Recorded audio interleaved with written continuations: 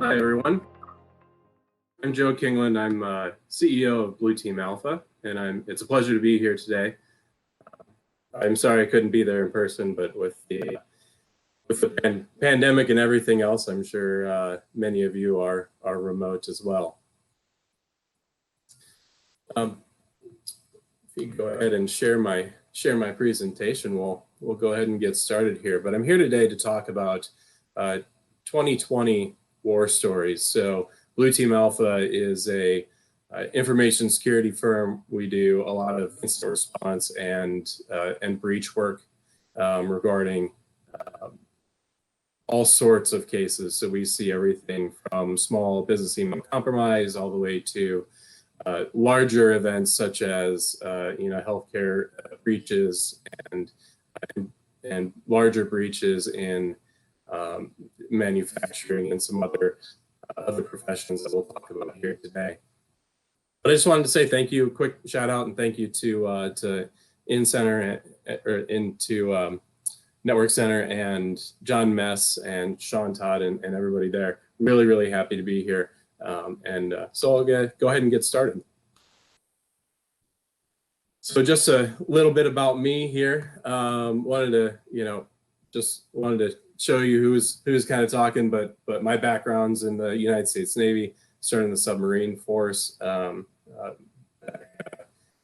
in 2001, right after 9/11, and started in information systems and cryptography.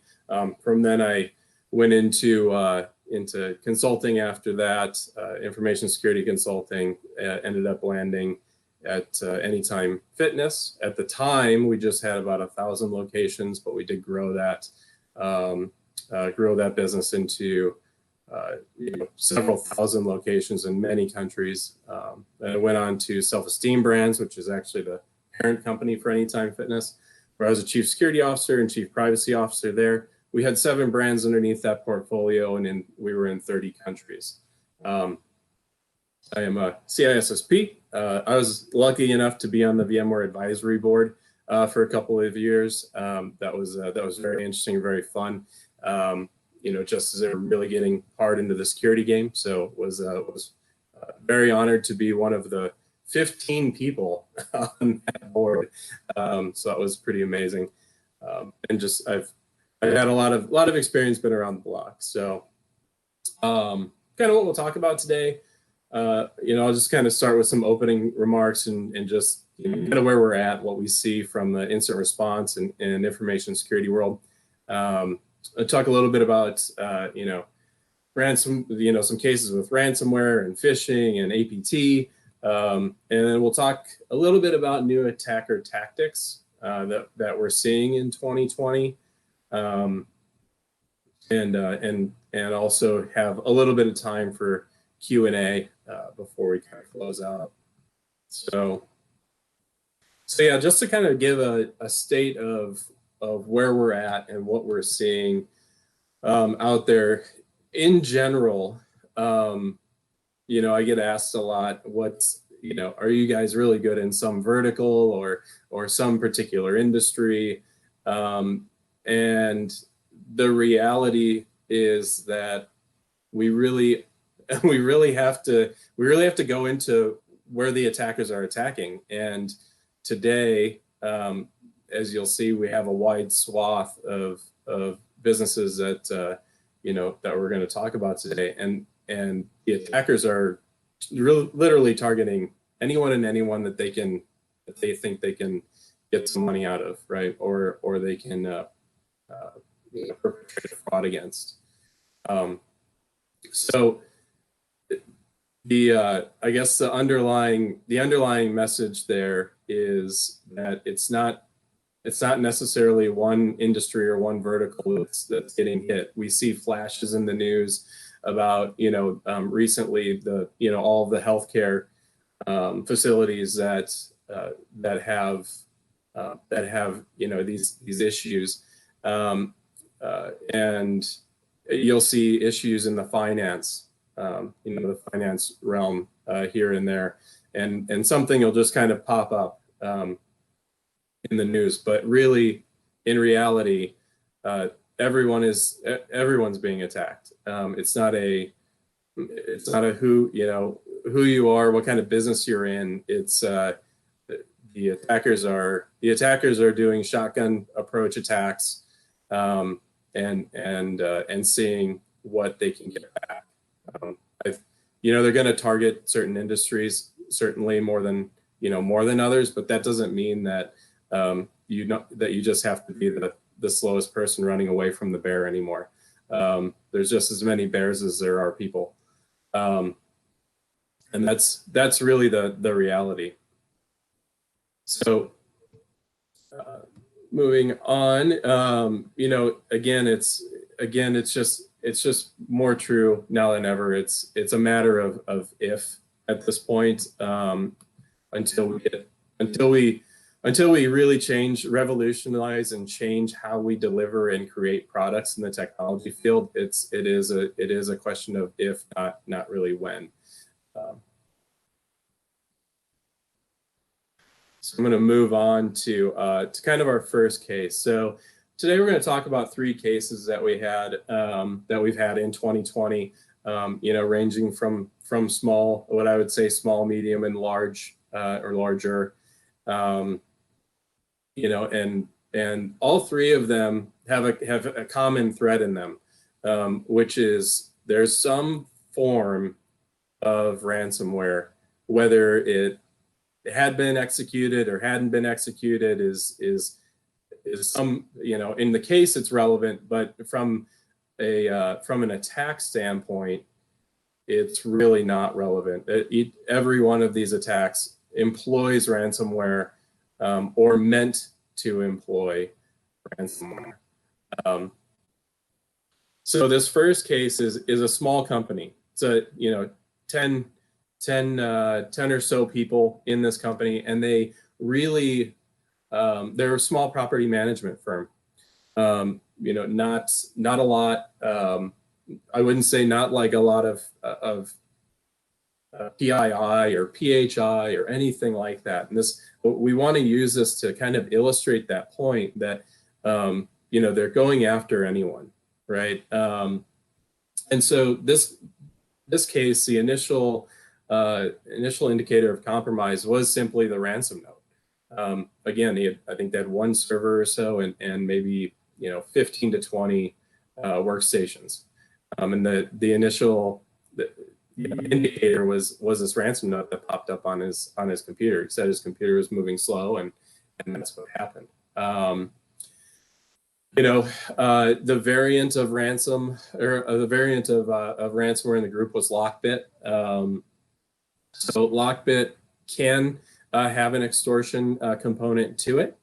However, this particular one, they did not extort anything. They were in there just simply to get a ransom.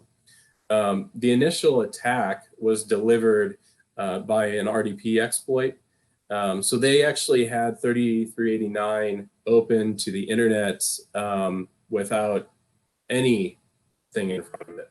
They just opened it up, and it had been running in that manner for some time. And of course, it's one of those where you get on the initial call and you start to figure out what's going on. And they were moving away from 3389. Just it always seems to happen that way, where they get hit or infiltrated as they're making the transition. But the other tools that were used in this particular attack were Mimikatz for credential theft. Like I said, they used RDP from Microsoft, TeamViewer, and then also Login PC. And I mean, really, what happened here is the threat actor exploited RDP using honestly very common and known vulnerabilities out there. They're able to use Metasploit once they got into the network, and Mimikatz to gain credentials. Once they were into RDP, they were able to pivot. Then obviously they're on the inside small network, so they were able to pivot from RDP from a desktop into a domain controller. And that's really where they executed and launched their attack from. So, interestingly enough, on the domain controller part, many times when we go into these cases, we'll see like one DC still up and available. And that's usually because they're using it in the attacks. They don't actually encrypt it. The threat actor did delete all of the Veeam backups, and we see this time and time again.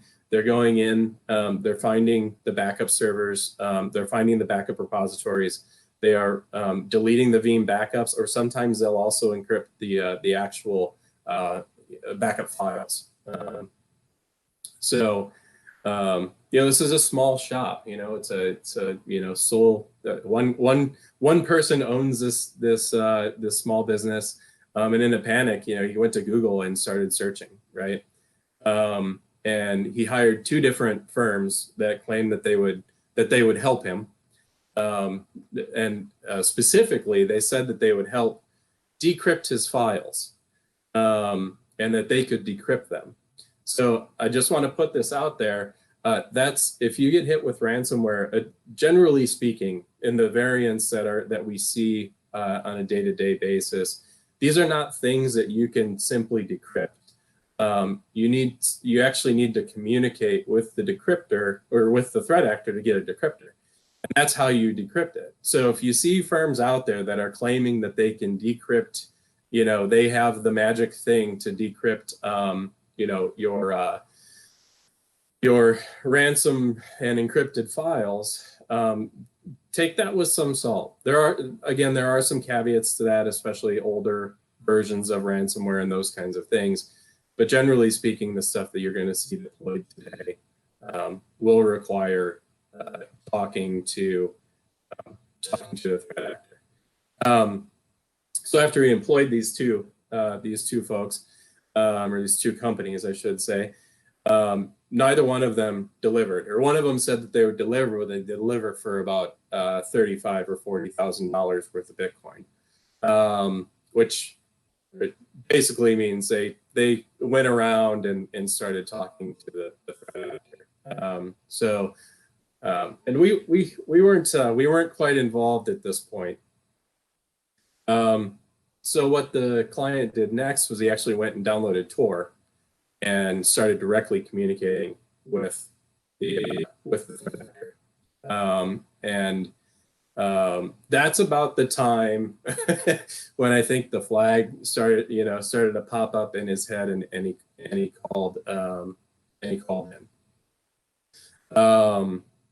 By that time, he had already negotiated the ransom from 3 Bitcoin down to 1 Bitcoin, which was good.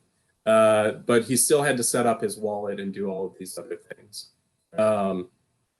So, like I said, that was about the time that he got us involved. And once we got in and we started, putting the tooling out there, right? So, we put in our instant response tooling, EDR tooling, SOC, and start analyzing traffic, to and from the host. We did start to see a lot of command and control traffic that was being executed, but we were also seeing very interesting traffic coming out of very known applications. Things like TeamViewer and another application called Login PC. So we started, kind of honing in on those applications. And these are regular remote access applications that I'm sure your teams have seen or used before.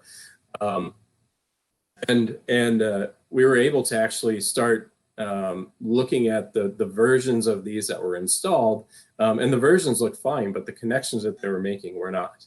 They were actually calling out to things like direct IPs in the Netherlands and other countries that would otherwise be very anomalous.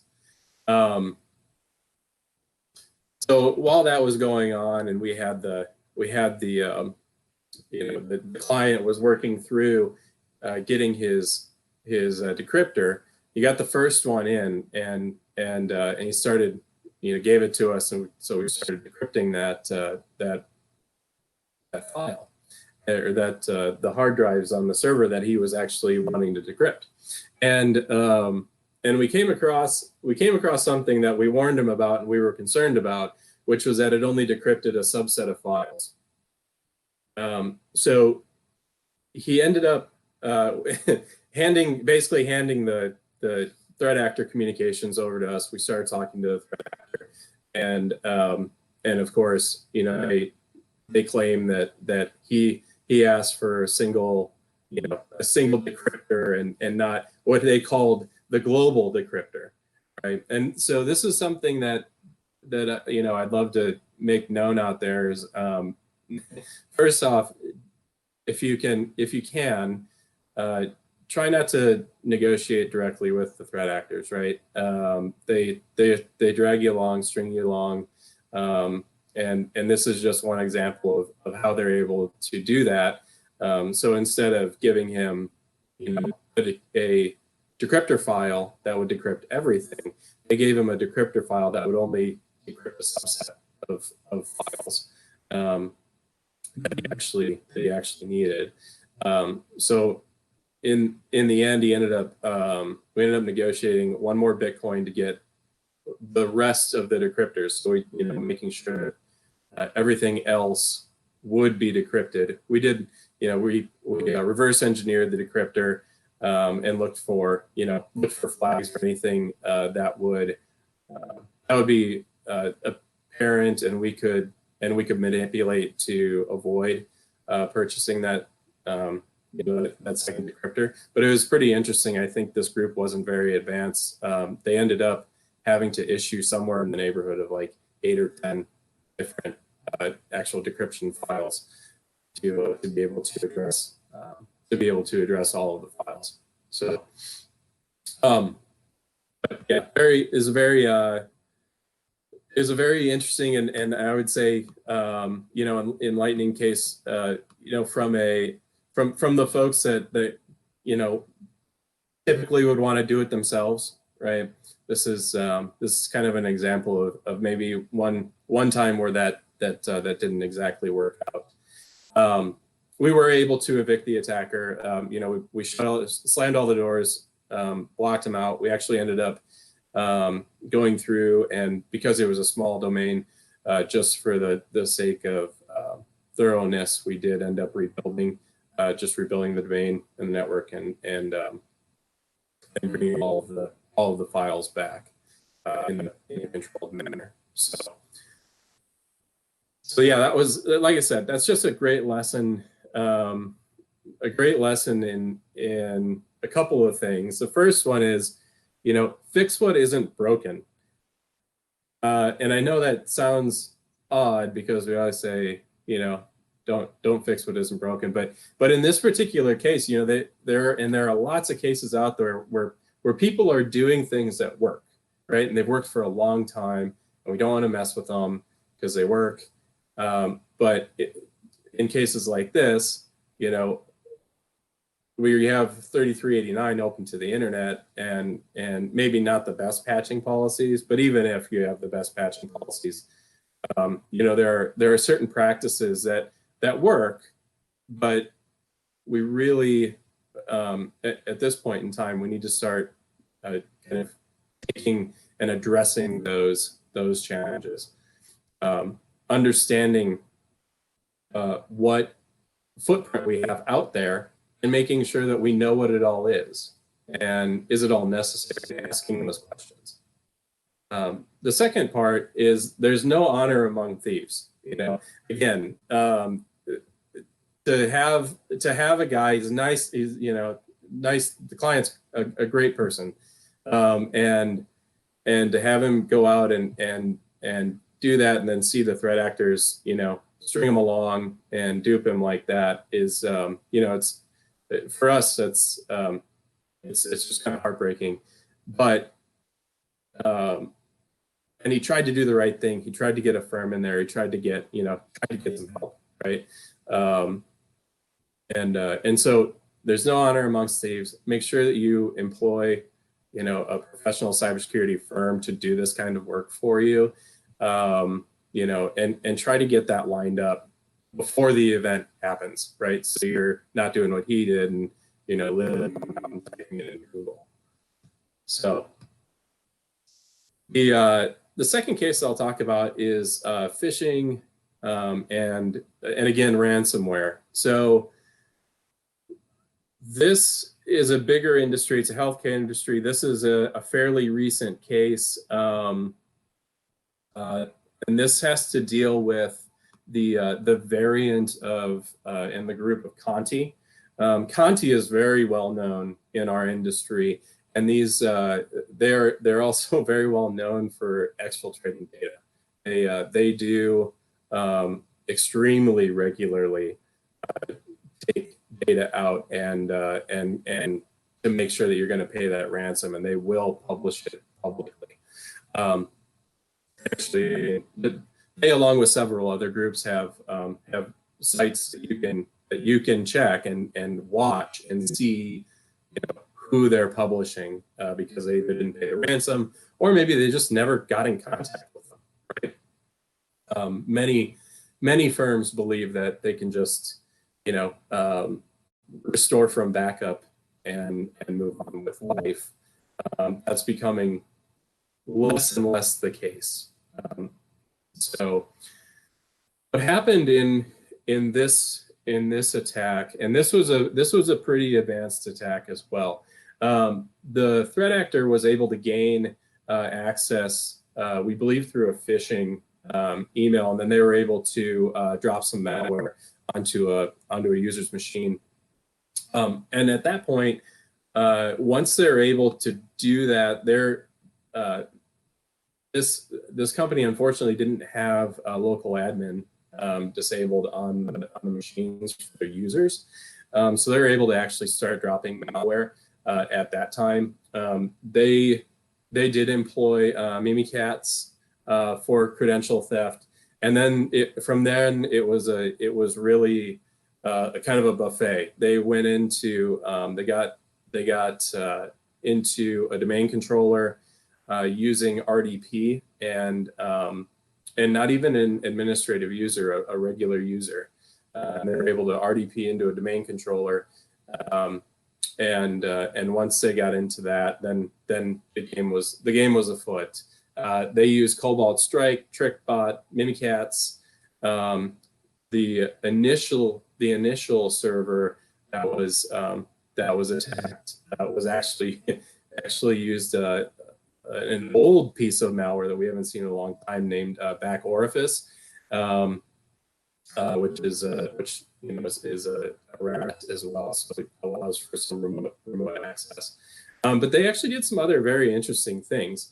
They used Anchor DNS. They had some DNS squatting and exploitation that was going on. They also used the group policy of the environment, and to both deploy their ransomware, as well as they also use scheduled tasks to put a script in and execute the actual final encryption event. Unfortunately, before they got to that point, they were able to zip up both financial records and also patient data, and they did exfiltrate that data. We were able to confirm that they had done all of those things. And this is really an interesting case because these guys had a lot of the things that you would think should have found or stopped the attack. They had a SIM in place. They had next-gen AV. They had all the normal things, like known products, good name, known products, right?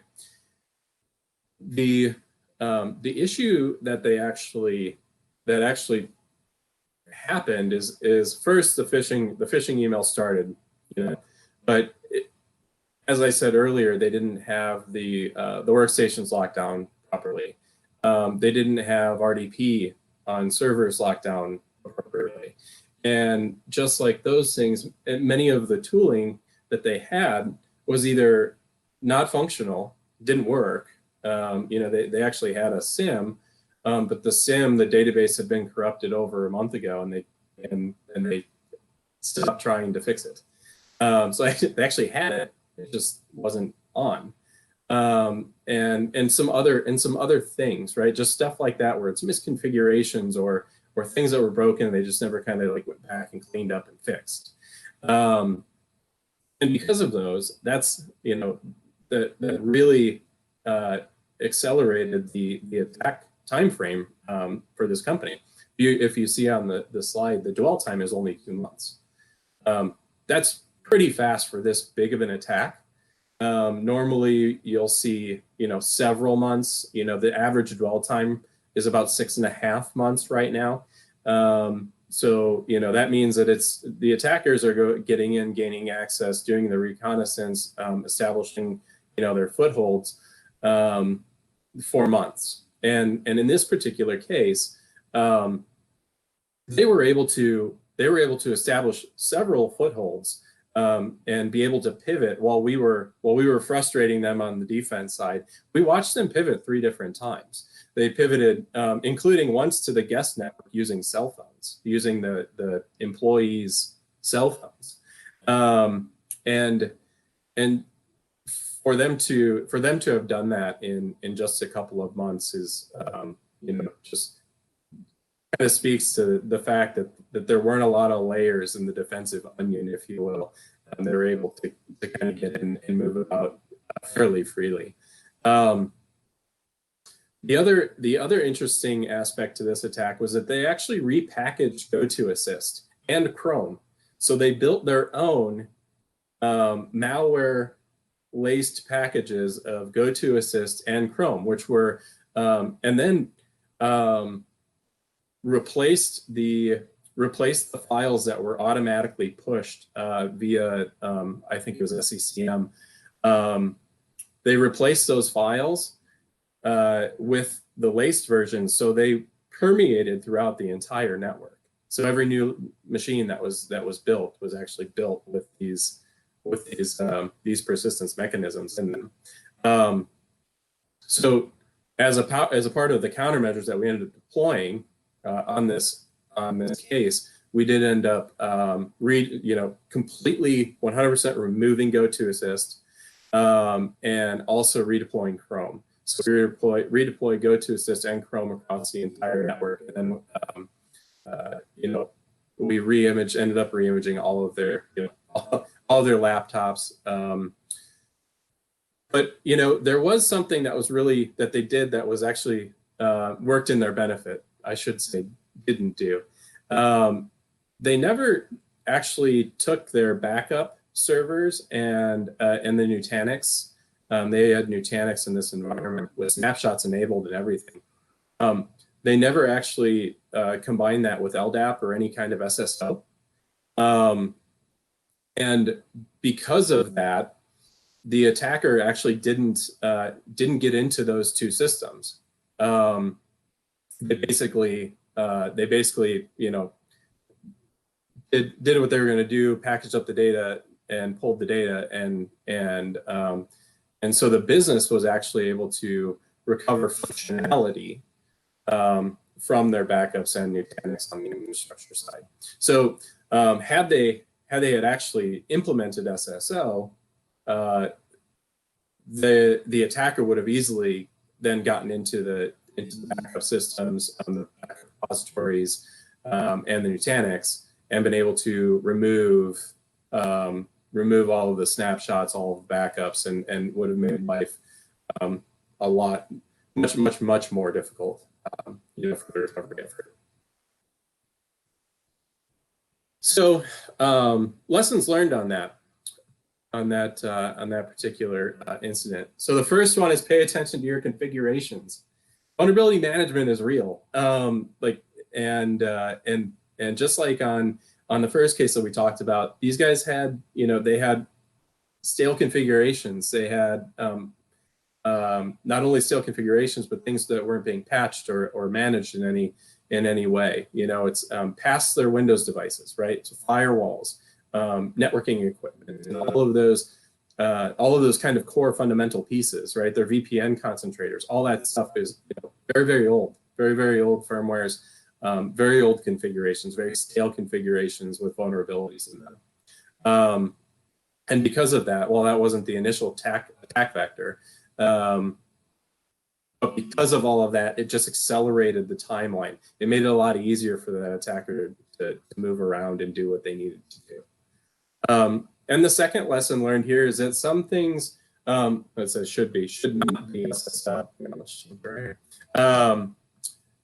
because and we've seen this time and time again. We've seen this on hypervisors. We've seen it on backup systems. We've seen it all over the place where, you know, sometimes just having something that's a little more gapped from an authentication perspective has really worked out in somebody's advantage in these cases. So whether it's you have, you know, air gapped backups or you know, or in this case where the infrastructure isn't directly tied authentication wise into Active Directory. You know, if you have multi-factor authentication, obviously that adds some protection there, quite a bit of protection. But if you don't have multi-factor authentication, sometimes making it a little bit more difficult, you know, to be able to log into some of those critical infrastructure systems, you know, may save the day in the end. So the last case I'd like to talk about today is this was a ransomware and an APT.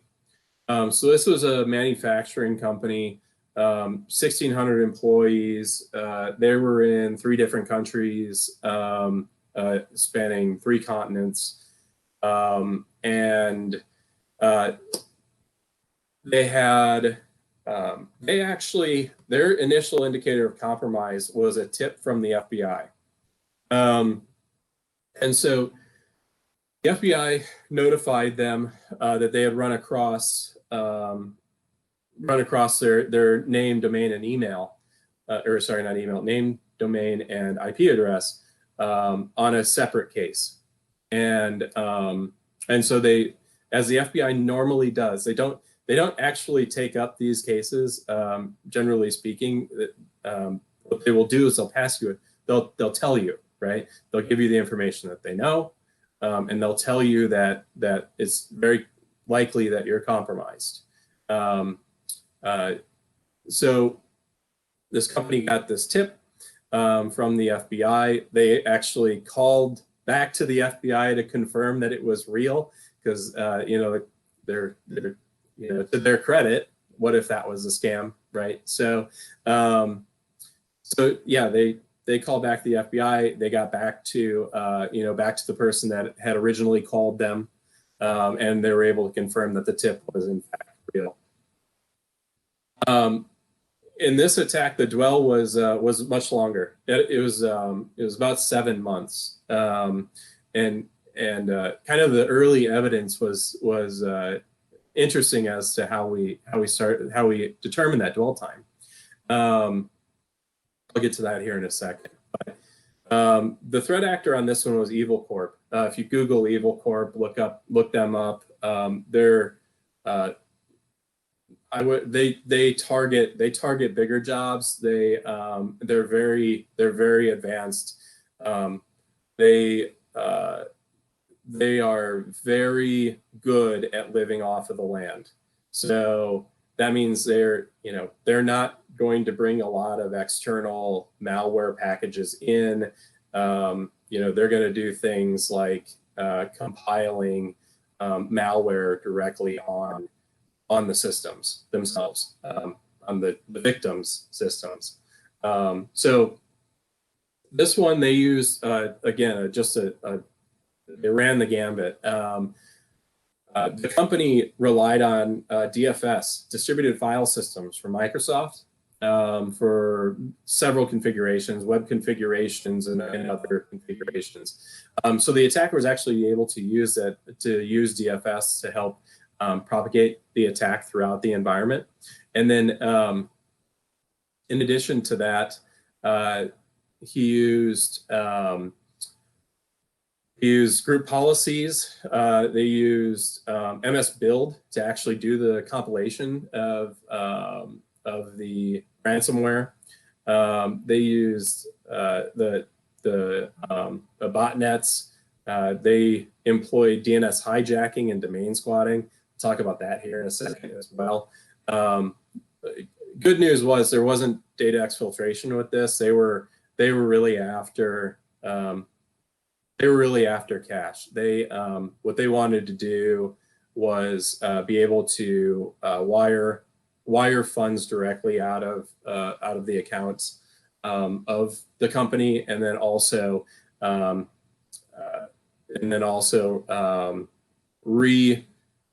resend invoices, because it's manufacturing, so each invoice was big dollar amounts. So they would reissue invoices in an attempt to collect with different wiring instructions and an offshore bank account. And then finally, when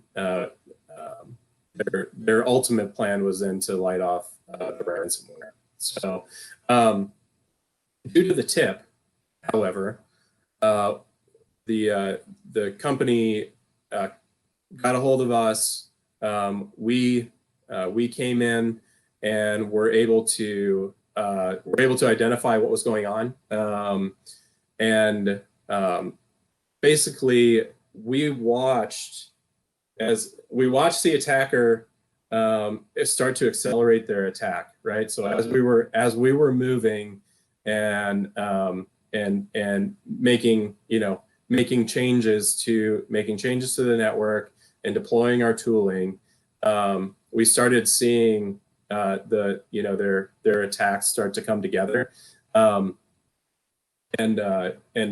we also noticed a few things when I mentioned the DNS hijacking and domain squatting. They actually took the Active Directory, the domain name, and they registered a public domain name with just a different TLD.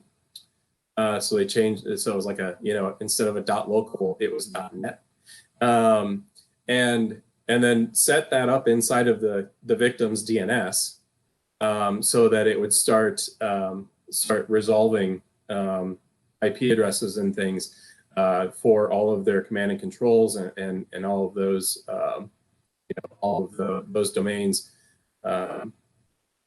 to that fake domain that they're squatting, and through that they were actually able to mask remote access communications, because when the admins would look at it, if you looked at it in like a log file of the connections, the main connections that were going out, it looked just like their domain name. So they're able to actually mask a lot of communications using that fake domain. So at about 2 o'clock in the morning, one morning, I get a call from our lead incident handler, and he's like, I need to quarantine all of the assets on this network, and I said, okay, do it, and then tell me what's going on, and basically what he was seeing was the attacker went in to he watched them log into the Nutanix and tried to start deleting snapshots and also Commvault backups. We were able to stop them from doing that, but then right after that, in the next portion of the attack chain was to use psexec to start deleting volume shadow copies and disable the anti-malware. So he saw those commands, psexec commands, start going out, flooding out from their domain controller, and then right after that, he saw that that MS Build was trying to be run. Now we had noticed that they were trying to use MS Build before, so we actually, as a part of the countermeasures, we had blocked MS Build, and it's also part of their tactics, techniques, and procedures. So we kind of knew to just disable MS Build. So right after that, though, we saw them try to actually create the malware and make a new body and all that stuff to actually deploy it. So in this case, we were able to stop the attack chain, the final attack chain from happening. But this group had a lot of persistence mechanisms. There were 223 different malicious applications that we ended up blacklisting in this incident. So that's, and when you think about that from a, they're trying to, trying to hide the application, hide the malicious pieces inside of legitimate applications. It's a lot of applications that they're working. They're very, very persistent. And then we ended up actually blocking all PowerShell as well, and then going back and starting to whitelist PowerShell as we were able to see more and more traffic and gain more visibility and sanitize the network. So so that one, again, it was, we were very happy we were able to get in. We were very happy that we were able to stop and block that attack chain from actually getting through and finishing and completing to the bad actors' goal. But had they not ever gotten that tip, I mean, there's no way that they would have known until it was too late. We caught them right at the end, but yeah, it in a day, or maybe a day away from definitely being the whole entire thing being very, very locked down. Lessons learned from that case: you can only hunt what you can see. This company, didn't believe in monitoring and looking in and having network visibility and endpoint detection response. If you can't tell, when I say our countermeasures, one of the first things that we do is we start deploying those things. Right? We have to see it. We have to be able to see things, make alerts pop, and start showing the noise that would otherwise be in complete darkness. So you got to be able to see that stuff. So those are critical pieces in being able to detect and defend yourself. This one came in through phishing again, and I think that this point, this lesson is still, we're still having a hard time, I think, in the industry learning this. I think we're getting there, but your employees are the weakness, but also your best defense, right? Phishing is prevalent. 94% of malware is deployed via phishing. And that doesn't mean, though, that all you do is just try to phish your users and train them through phishing emails. There's got to be more to it. There has to be security awareness, and in a meaningful way, talking to them about their role and different attacks that are targeted to them. If they're in accounting or HR, finance, or development, there are attacks that are very, very specific to those folks in your organizations, and there are ways and there's a lot of resources out there to help train those people on what to look for. How to identify things like wire fraud and credential theft and those kinds of things. So it's not just phishing your users. That's not what I'm saying. I'm saying you actually need to train them. So, move on now. That was my last case study, but new tactics that were deployed in 2020. So the attackers obviously are always changing, right? They're always doing new new tactics and deploying new tactics. Something that if you can see from all of these is that they're using very common tools. They're using things like TeamViewer, GoToAssist, and things that you see every day, and they're able to to manipulate the software. And sometimes they don't. Sometimes they do it. Sometimes they don't. Right? Sometimes they just use TeamViewer, but it's something that you need to be aware of, because in your environments, if you're not keeping tally of what applications are out there and actually actively being used, that just makes it easier for the attacker to deploy something that otherwise would be very benign or appear very benign, but actually is being used for malicious purposes.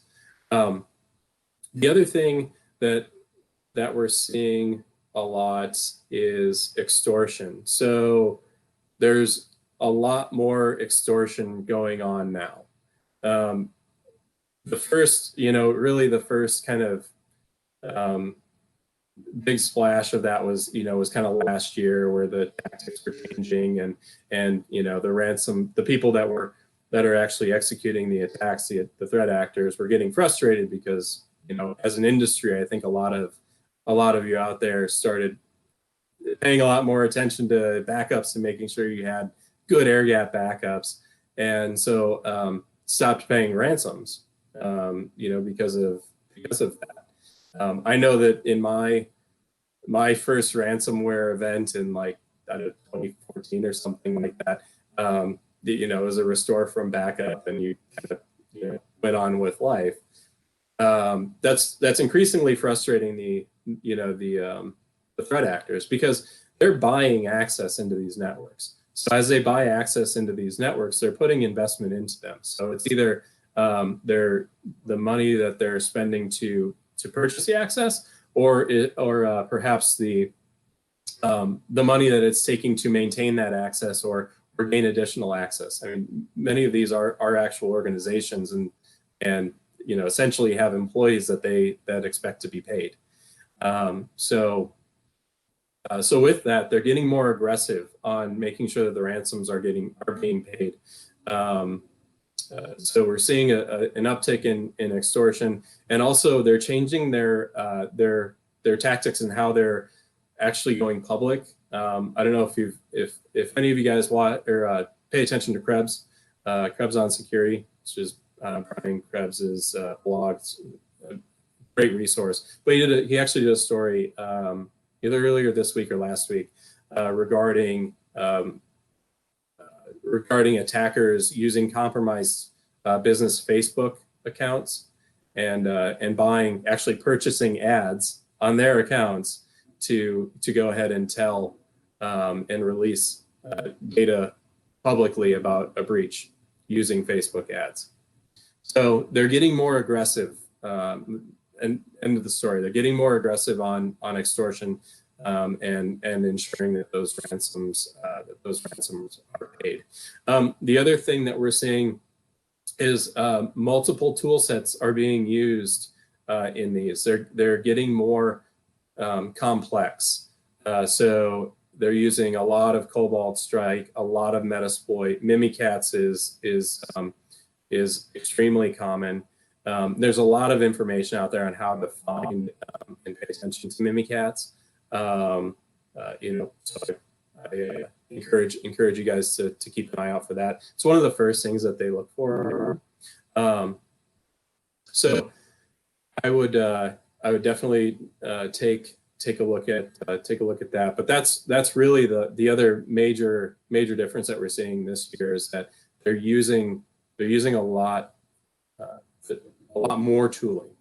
So it isn't just one piece of malware here or one piece of malware there or something like that. They're using entire suites. That's pretty much it. I've got a quick, a really fast do's and don'ts of an attack. So if you find yourself, in an IT event, here are the things you need to do, right? So these are do's and do nots of an attack. You can go to our website and get this too. But isolate the network traffic to mitigate the risk. Don't turn your servers off. Pull the network cable or disconnect the NIC on it. Don't turn it off. There's actually data inside running in memory that we can use to help identify the attacker and the techniques and tooling and things that they're using by analyzing what's in running memory. And when you turn the machine off, that gets wiped. Verify the state of your business critical systems and backups, right? Make sure you still have your backups are still there. Contact legal counsel, inform them of the event. Especially if you're in any kind of an industry that has regulations, you fall under HIPAA or HITRUST or anything like that. And the last one is don't try to clean it up without professional assistance. Please, we see this time and time again where somebody will clean it up. They may even rebuild the entire network and then they'll get ransomware the second time. So please just don't pay the ransom and move on. Call a professional and help get that actually put back together and eradicate the attacker. So lessons learned real quick. Fix what isn't broken. Remember, there's no honor amongst thieves. Pay attention to your configurations. This is, base plate stuff, right? Like some things should not be single sign-on. And you can only hunt what you can see. So make sure that you are able to see the different areas of your network and you have the proper visibility. And your employees are your weakness and your best defense. It just depends on the effort level that you're putting into training them. Okay, there we go. Thank you for tuning in. I can take some questions at this time if anyone has it. Yeah, thanks a lot, Joel. You did a great job there. I know we have about 40 seconds here before the Jeopardy music starts. So one quick question here. If they're able to go in and find and delete the Veeam backups, what steps can we take to prevent this and protect our backup? Yeah, so a couple of things.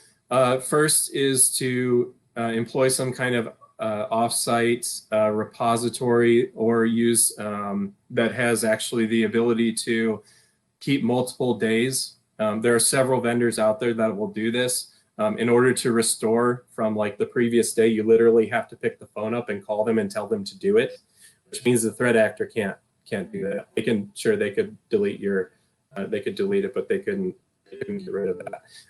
SAN snapshots again will help. Going to something that is truly air-gapped, tape.